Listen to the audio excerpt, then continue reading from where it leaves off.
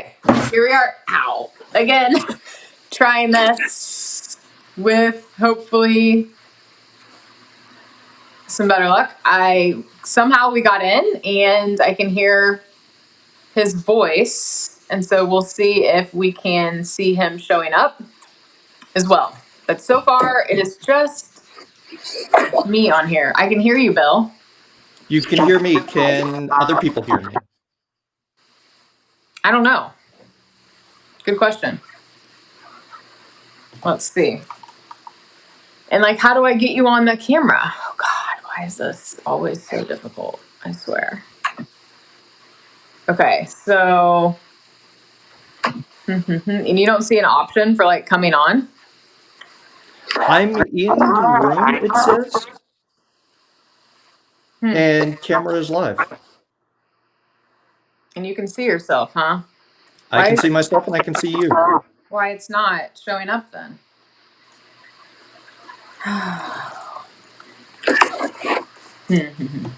Okay.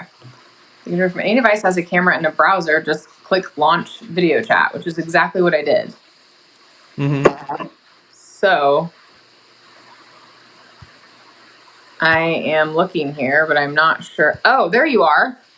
Okay. But how do we get up both of us on the same screen? I don't know. I haven't used Twitcher before. Okay, well, maybe we won't this time, and maybe I'll figure it out next time. So, okay. Hold on. Let me make sure this is good. So now I see you. So, okay, I see how this works now, and I think we could probably do multi-views. Oh my gosh, I think I might have got this. Sorry, everyone. I probably should have maybe done a little bit better. I had no clue that this was what was happening. But check it out. There we go. Yes. Success. Yes, that was a random guess. Awesome. Okay, we're only 6 minutes late. We're good to go. Thank you guys so much for being here. Apologies for the technical difficulties, although it's pretty typical and I'm pretty used to this occurring, considering I've been doing lives for a few years now. So thank you.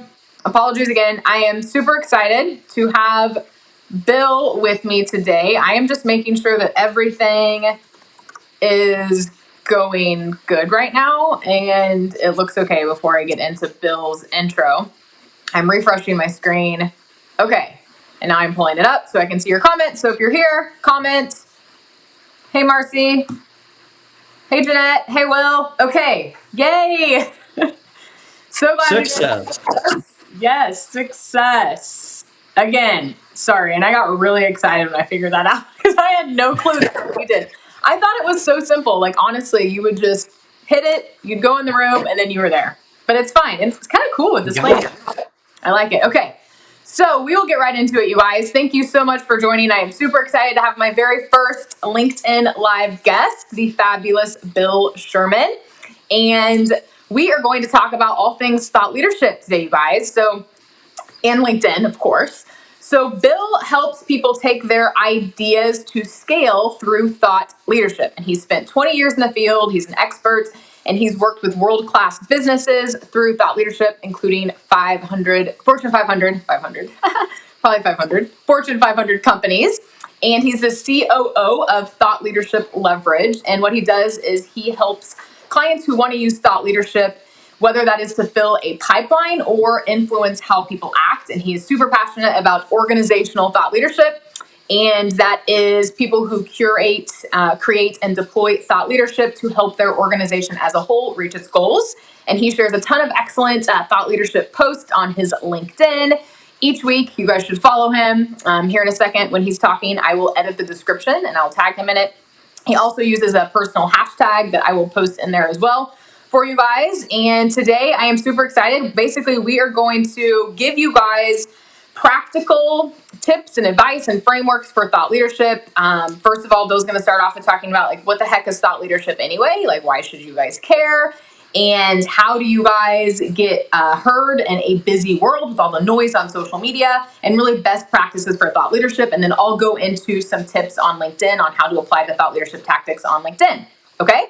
So that's what we're here talking about. If you guys have questions at any time, I will be checking out the comments. Okay, so let me know on LinkedIn Live if you have any questions for Bill or myself as we're getting going on this, and we will keep track of the comments and come back to it, and we'll open up a Q&A at the end. Okay. So thank you guys so much for joining. Thank you for your comments. Jonas, Steve, Verity, Todd, Steve, thank you guys so much for being here. And I am going to pass it over now to Bill to get started. Thanks so much for joining. Thank you, Mandy.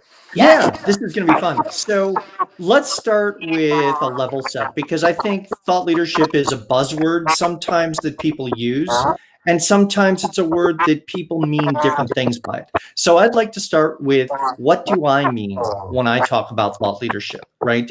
And so I've heard people say thought leadership, oh, that's content marketing, right? And in other cases, they go, oh, it's your best content marketing. And I disagree with that.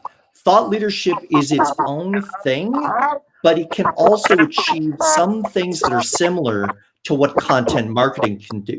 There's a little bit of overlap between the two. And I think that's why a lot of people get confused. So let's start with a level set. You mentioned some of it, Mandy, in your introduction of me. And thought leadership is a way to take ideas to scale. If you think about it, often you have an idea in your head, whether that's knowledge or expertise, a profession that you have, you know something that others don't. You could be trying to get that information out to the world, and you have to figure out, how do you make that jump between what's between your ears and the audience that needs to hear it, right? So when I think about thought leadership, it's really about being able to see around corners and look into the future. That could be the near future, or that could be 3 or 5 or 10 years out. And maybe what you're looking for is an opportunity for your clients and your customers, or a risk that you want them to avoid. And that process of peering around the corner, looking into the future, just doesn't end. Because, I mean, you could be a futurist. You could be looking into the future and saying, hey, I see a possible future. Okay. But what's important about thought leadership is that you don't stop there. Thought leadership has a bias for action.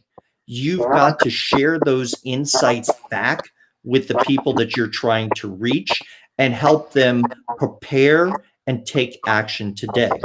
Okay. So thought leadership ultimately is used in a number of different ways. So let's talk about who's using it. If you look at large-scale organizations, Fortune 500, Global 1000 organizations, you'll find people that have the term thought leadership in their title, or they may be doing a thought leadership function, even if they have a different title. It might be strategy. They might be responsible for marketing and content marketing, executive communications. In fact, I can think of one head of global thought leadership for her company. She was doing content marketing and stumbled into thought leadership. She just saw it as an evolution of what she was doing, until one day her leadership team came to her and said, you're doing this thing that isn't quite content marketing.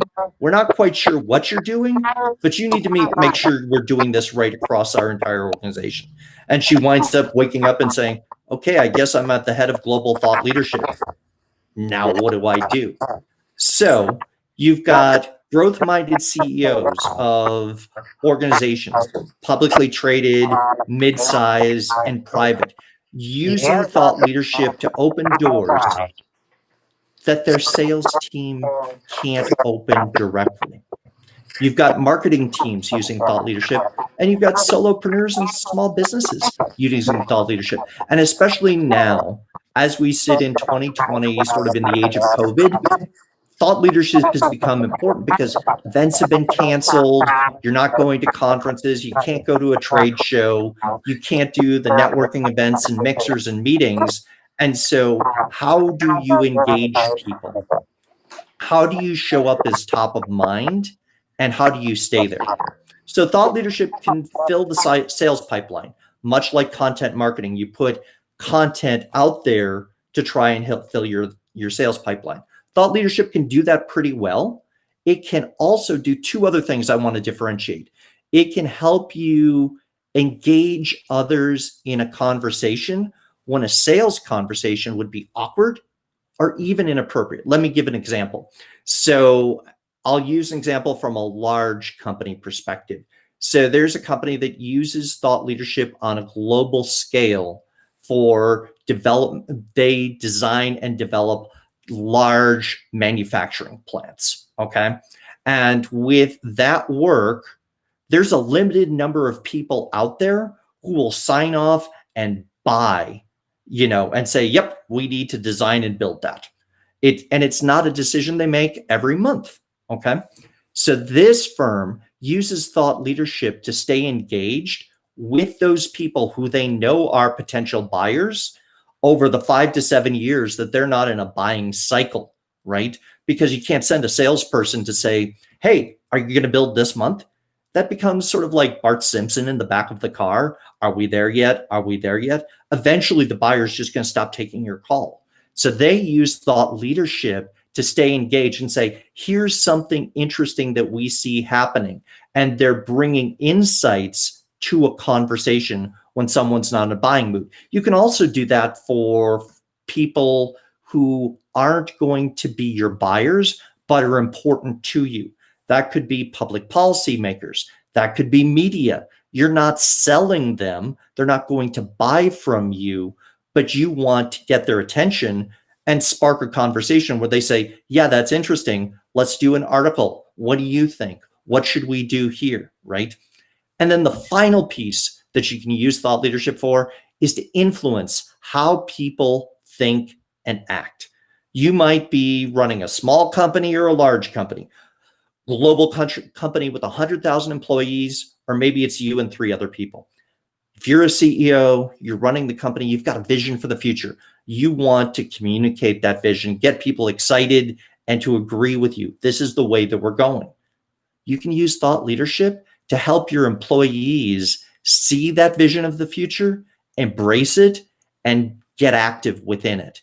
You can also use it to influence people outside of your company. And so you may be trying to build partnerships or a relationship within a trade association.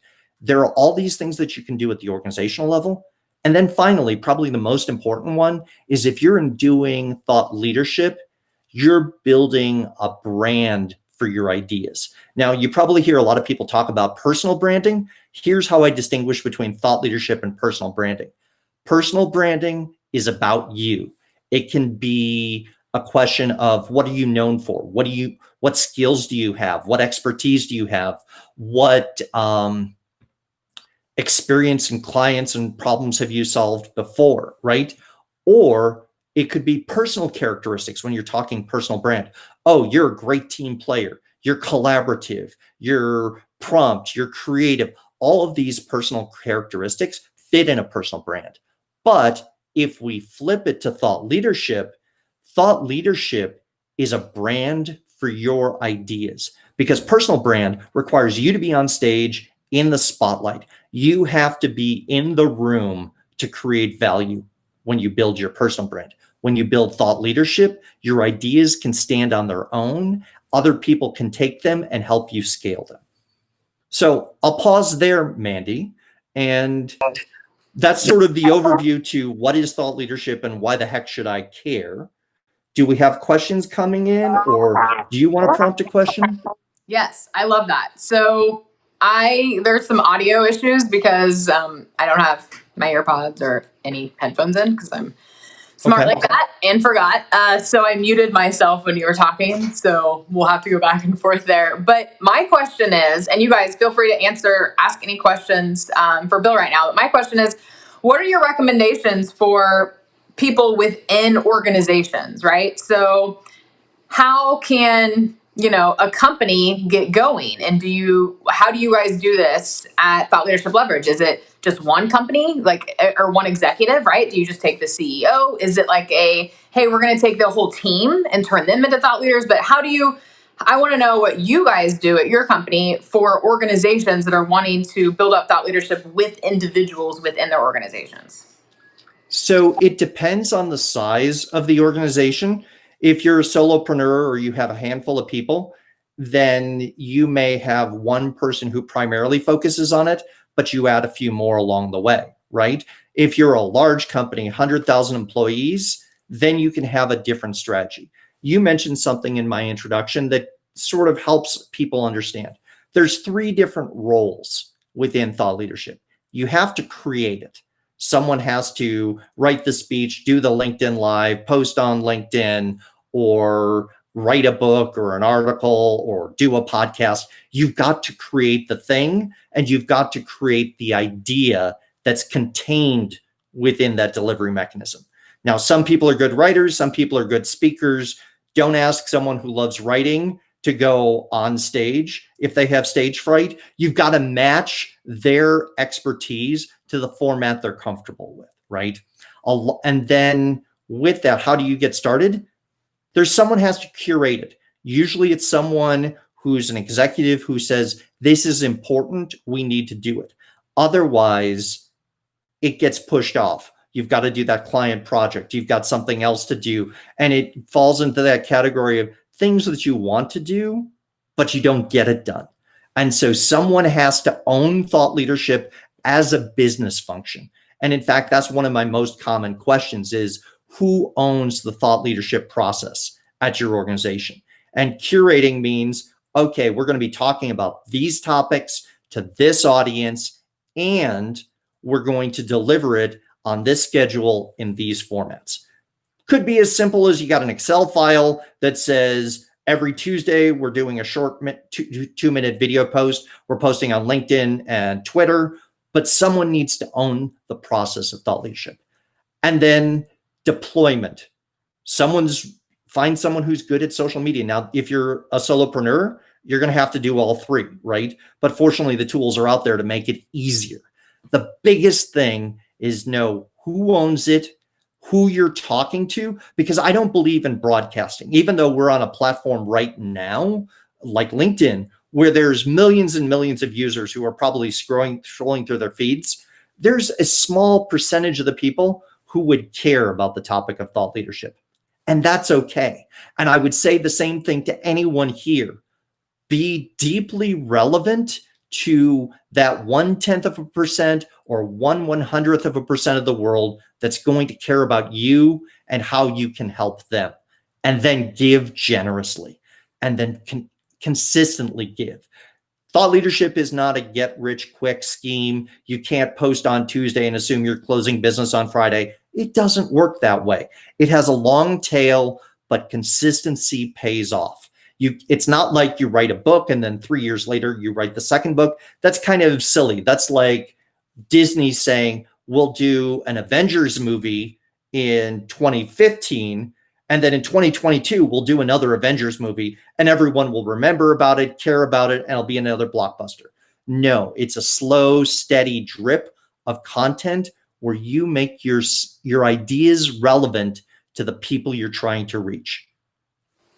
Yes, I love that. Perfect. No, and I have some tips for you guys coming up, and the give. Absolutely. Yeah, we should go into how to make this practical. Yeah, give is part of that. But let me read the comments real quick. So Verity says, great distinction between personal branding and thought leadership. Totally agree that with thought leadership, ideas can stand on their own. I love that too. And honestly, I like weaving in. So at Mod Girl, I really like weaving in personal branding with thought leadership. Like, we don't do just one, right? Like, we don't just do personal branding. Like, when you work with us, we're making you a thought leader. Like, that is how we operate from a personal branding standpoint. But I love the way that you put that too, Bill. So thanks. That was popular, obviously. Todd has a question. Hey, Verity, by the way, good to see you here. Thanks. Todd says, what percentage of organizations would you say actually have a thought leadership role or department? My guess would be it would be very few. So, Con, that's actually a really good question. And the answer is changing monthly, if not daily. So if you asked this question 2.5, 3 years ago, I would have said very few. But if you look across the landscape now, you're seeing more and more individuals who own the thought leadership function. As a percentage, I can't say, but I can give you a number that there are in the, say, large companies, there are hundreds of people who own the thought leadership function, what if not thousands, and they may or may not have thought leadership in their title. So I can think of folks who have thought leadership titles, and then people who are doing thought leadership for large organizations and brands you'd recognize, but they're actually sitting as the head of executive communications, or they're head of public policy or research, or in a research institute. Sometimes you've got to understand who came up with the idea within the organization that we should need to do thought leadership. And whether you're a Fortune 500 or a small company, there's two predictors. Someone comes up with the idea and says, we need to do it. And then someone is tasked to do it. If you know the person who had the idea and the first person who sits in the thought leadership role in the organization, if you know their backgrounds, you can predict where it sits today in the organization. Yes, definitely. Okay, perfect. So we have another question we'll get to here in a second from Verity that I pasted in case it goes away. So I want to give you guys now, so we talked about how we were going to give you real life frameworks and tips that you guys can use and walk away with now today. And so I'm going to give you that now. So Bill just gave you guys excellent information on thought leadership as a whole, the difference between thought leadership and personal branding. And I want to tie it back to LinkedIn. So I have 5 steps for you guys on how to become a thought leader or brand yourself as this thought leader on LinkedIn, how to leverage thought leadership for LinkedIn. Okay, so here are my 5 tips right now for you. The first one is the most obvious, and that is optimize your profile, right? So it's really hard to be a thought leader if no one knows what the hell you do, okay? And if someone lands on your profile and they're like, I don't understand what this chick does, this is confusing, or maybe you hardly have anything on your profile, maybe it just says CEO or president or whatever. Optimize your profile. So I have an awesome checklist for you guys. If you haven't checked it out yet, I put the link on the bottom of the screen right now. It will help you guys with everything you need to optimize your profile. So that is step number 1. Step number 2 is you have got to be consistent with connecting with people weekly. So put it on your calendar, whether it is Monday, Wednesday, Friday, or Tuesday, Thursday, or maybe you just spend, a couple hours on a particular day. Whatever it is, you guys have got to be consistent, and you have to be adding new targeted connections to your LinkedIn every single week. It has to be consistent. So this is how thought leadership isn't just, okay, I'm going to post this valuable content, I'm going to help people, and it's just going to all stay to my existing audience. Like, that's not how you guys grow. That's not how you build thought leadership. You've got to expand your network, okay? So that's tip 2. You have got to be consistent with adding targeted people, and I don't just mean prospects. I mean people in your industry influencers, industry micro influencers, people that do what you do, right? So people in your industry, and then also prospective partners and prospective clients, okay? Number 3 is engage with those people. So this is a huge part of thought leadership. It's not just about you, it's about what you do for the community. So if you guys really want to be thought leaders, you have to embrace yourself in the community that you are in, and you have to engage. You have to comment on people's posts. And I'm not just saying, great post, Bill, that's fine if you do that every now and then. That's fine. There's nothing wrong with that. But you have to also be leaving valuable, thoughtful comments, okay? Comments that are actually, oh, this person did watch my video. Oh, they actually did read this, and they said something about it. So you guys have got to also block off time every single week to spend on engaging on industry content, okay? And your connections content, because it's kind of like the law of reciprocity. So if you comment on my stuff and I see your stuff pop up, I'm going to comment back, right? Like that's how this works. So 3 is engage. 4 is follow industry influencers and pay attention to what they're doing. And you can use, so for example, Bill's content gives me lots of ideas for my own content, okay? Because we both talk a lot about thought leadership. We're both in the thought leadership biz. So guess what? I pay attention to Bill's content, and I'll even comment. I'm like, thanks, Bill. That gave me an idea for content. So not only does it give you guys ideas for content and posting, but again, you're engaged in the community, okay? You're engaged and you're providing value, and you're part of what's going on, because you kind of have to know that. Like, you guys can't be a thought leader and then not follow other thought leaders. Like, it doesn't work that way. Like, we all play together. We all play nice together. Bill and I aren't like crazy competitors. They're like, oh, I'm not going to be friends with you because we do similar things. Like, that's not how this works, right? So there's plenty of business to go around for all of us. It doesn't matter what industry you're in. So you have got to play nice with others, with other thought leaders in the space, and you have to follow them and pay attention to what they're posting and engage with them. Okay. My fifth tip is, did I say 5 tips? I lied. It's 6. Sorry. Okay. My fifth tip is post consistently. So you guys, even if it's just once a week, and even if you're a little bit nervous to maybe post your own content, you can start off by sharing other people's content and then giving your 2 cents on it. So let's say Bill, I just did this actually. Bill had an awesome video and I shared it and I gave my 2 cents. So it's not all about, yes, I am a big fan of unique content and making sure that, you have enough unique, valuable content that's coming from you that you're posting. But you can also share other people's content and then give your 2 cents and your thoughts on that too. But you have to be consistent with your posting, even if it's just once a week, twice a week, once a week, 3 times a week, every single day, whatever it is, be consistent. And my last tip, number 6, I guess could be a bonus now, is what Bill said earlier, give, give, give. Thought leadership is about giving. You guys, ask how you can help people, provide value. You guys have to give first without the expectation of receiving anything back. That has to be your mindset. I am going to give and I'm not going to expect anything in return.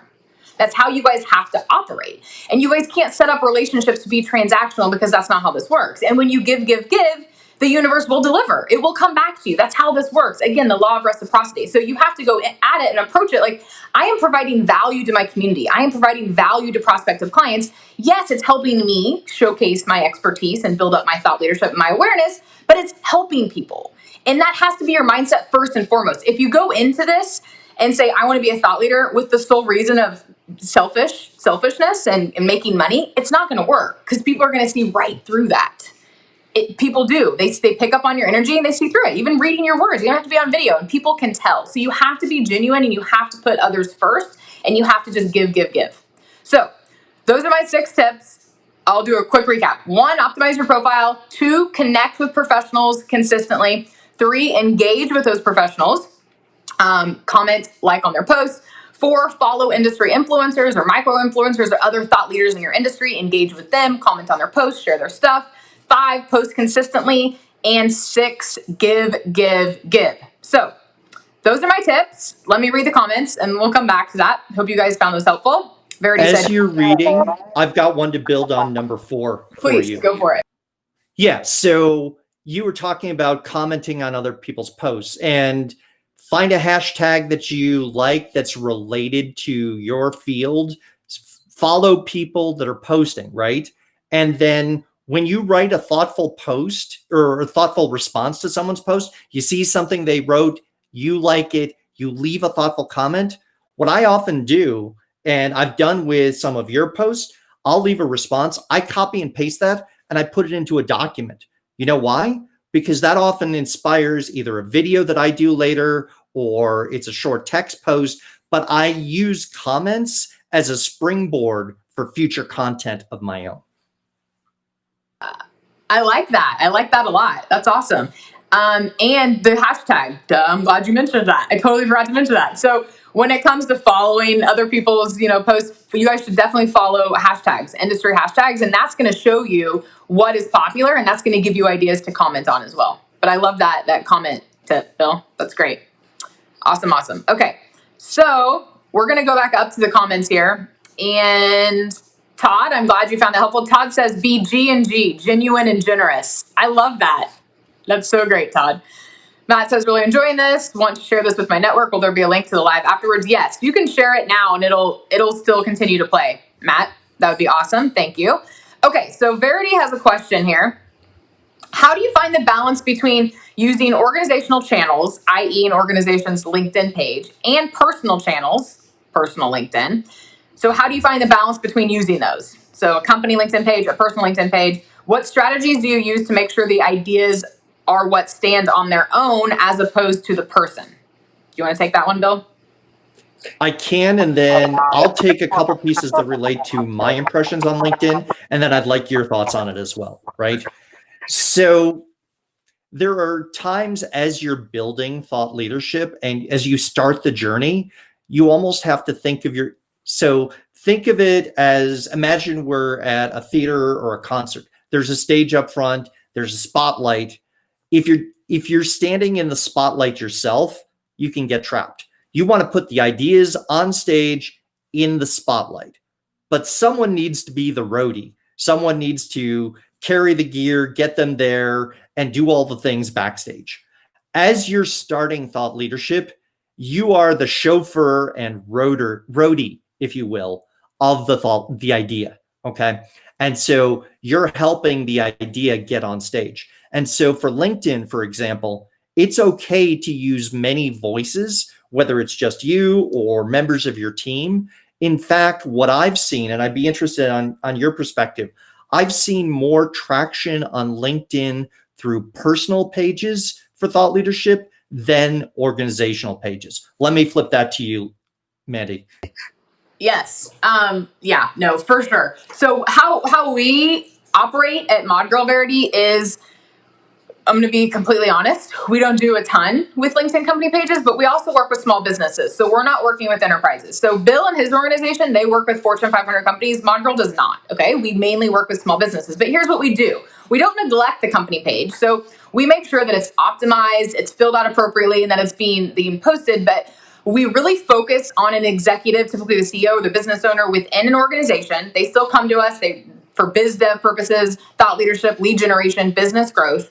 It's the same concept. But what we do is we take people within the organization, typically starting with the CEO or the executive, and we build up their thought leadership. And what we do is we're strategic about sharing that same content that we're already creating, and then we share it on the company page maybe a day later. Okay, so we're leveraging, and we might tweak it a little bit, and then sometimes we might just share it immediately. So with Mod Girl, it's a little bit different. So with Mod Girl, I post, and then we share our post like immediately, right? Like that day. With our clients, we kind of switch it up, and it depends on the client, the audience, the timing, all of that. There's data that's involved, but we leverage the same type of content that we're doing for the individual's profile for the company's profile. Does that make sense? But at the same time, we still encourage them to post other things on their company page, so it's not just identical, right? So if you go to Mod Girl's page and you go to my page on LinkedIn, you're going to see some things that are shared from Mandy, but you're also going to see a lot of things from Mod Girl that are not on Mandy's profile. Okay, so it's good to have that balance of, I'm still going to keep this company page updated with content specific for the company, and then I'm also going to leverage the content within the individuals within the organization on their LinkedIn, because we're already putting forth the effort, so we might as well share that. Plus, it boosts up if you're sharing it occasionally. You can switch things up and see how it works, but when you're also sharing stuff like a LinkedIn Live, right, content on the company page, they see that person. Maybe someone's following the company and they're not connected with the individual. And so it's just another way for you to build up the connection base for the individuals within the company too. Does that make sense? Verity says, yep, I've definitely seen more traction on personal pages than organization. Yeah, it's just a hell of a lot easier, to be honest, to leverage personal pages, especially because you can't connect with people, right? Like on company pages. So how we do things at Mod Girl, yeah, posting is great, content is great, but it's all about building relationships too. You can't build relationships with a company page, right? So that's how we do it. Adil says, so cross-pollinate the message from personal page and company page, but with different wrapping. Love it. Exactly. Nailed it, Adil. Yes, that is correct. And I'd go even broader beyond LinkedIn, if I would. What I would say is, if you've written a book or you've written an article and something like that, translate that to content for LinkedIn. And so you may have ideas and content in different formats. The big sort of wonky marketing word is omnichannel. You want to appear as many places as possible where your target audience is looking. So if they read a book or an article on that, and then that book or article isn't like, last week's fish, right? It doesn't go stale. You can repurpose it again and again in different modalities and formats. And in fact, that's essential. Oh, forgot I was muted. Yes, no, I love that. Definitely repurposing is huge, especially because it's so much more effective than just creating new stuff all the time. I mean, it's almost a no-brainer to do that. So Elizabeth says, but can you share from your profile to page? So do you repost rather than share? We do both, Elizabeth. So we mix it up. Sometimes we share and then from the individual, and then sometimes we post it on a different day, right? So if we're sharing it, it's the same day. So we'll immediately share it that same day. If we're reposting it, we'll wait like a day or two and we might tweak it a little bit, because if it's like in, if we're talking about I instead of we, right, depending on the tense we're using, we might mix it up, and it all depends. So if it's a post that we're like, oh, we could easily just tweak this and it would be a great company post, then we're going to go ahead and make that a standalone post. If it's something where we're like, we just need to share this because we want to get more traction on the individual, then we'll go ahead and, and share it. So I say try both. I mean, marketing is all about trying new things, you guys. It's not like Bill and I are here talking to you guys and we're giving you our tips and our experiences from doing this for so many years. But it's all about trying new things. You guys have to go out there and try it yourself and see what works for you. So I'm all about testing and trying new things and then going from there. Okay? Well, and a good point on that. Go ahead. A good point on that, Mandy, is, for example, co-hosting on this on LinkedIn Live. You've been doing live, as you said, for years, right? But this is an experiment for both of us doing this together, right? You make small experiments, you pay attention to what's working, where you see traction, and you reward the things that show signs of success. You have to pay attention and expect that some attempts will fail or you'll trip a couple times. That's normal. Yes, I totally talked about that last week, Bill. So this is an experiment, and hello, the first 6 minutes was a giant fail because of me. It was my fault. I take responsibility, but I told you guys this last week. I'm like, I try new things all the time. You guys can't be afraid to try new things. We fail more than we succeed, but when it comes to what we're doing with trying new content and posting new things and going live like this, like you guys are going to trip up and stuff isn't going to work out and it's not going to be as amazing as you thought, but who cares? Keep on going. That's what makes thought leaders, right? You're not a thought leader if you try new things and you go cry about it and then you don't do it again. Like you can't give up. You have to keep going. So I'm glad you mentioned that. Eric says, thanks for spending time on this. Question about Mandy's 6-point give is very compelling to me. Who have you seen that's doing this point really well? Who are the best examples of this? Do you have any examples, Bill? There are a ton of examples both on the individual level. So if you think of someone like Marshall Goldsmith, and he's really well known as a business author, but he's constantly putting content out there. There are other individuals that I follow as well. And let me do this. I don't have a list in mind, but I can give you a couple that we can throw in a comment underneath this video. So let me take that offline and I'll follow up on it. Yeah, I have so many too. I mean, there's so many great ones. I mean, mainly the thought leaders are the ones give, right? I mean, they're not even asking. Absolutely. I had a video the other day, you guys, yesterday. Gosh, so much happens in a day. I'm like, I had a video, less than 24 hours ago. And it was like, do you need a call to action in your post? And most people are like, you need a call to action in your post. The majority of thought leaders don't sell in their posts, right? So they might have a call to action to like follow them or whatever it is, sure, but they're not selling. So the thought leaders are they're providing value constantly and they're not asking for the sale in their posts. They're just give, and then it's growing. It's like a snowball effect and people come to them because of that, okay? And that's kind of what I talked about in my video the other day. Cindy says, I love your comment that marketing is all about testing. So true. Hey, Cindy, thanks so much for being here. Verity says that willingness to try and fail is so important. Thought leaders have to be resilient. Yes, they do. Okay, so I think we'll wrap up here. We got started a little late, so we're a little bit over on time, but thank you guys so much for being here with us. I appreciate it. Let us know if you have any other questions. We will answer your question on people to follow. We'll put it in the comments, and I can even put it in the description as well. I had a question, but it's going to take some time, so I want to go over that next week. Someone asked if we could go over, and I'll do this next week, but basically the buyer journey, right? So how LinkedIn fits in on a content marketing customer journey. And I could talk a lot about that. So I'm going to save that for next Thursday, you guys. So if you're curious about that, you can join me next Thursday and we will talk about how to work in content marketing on LinkedIn for the buyer's journey, the customer journey, and those different cycles that customers go through and what that looks like when it comes to content marketing. So question here from David. Do either of you have any thoughts on asking for connection as opposed to asking individuals to follow you?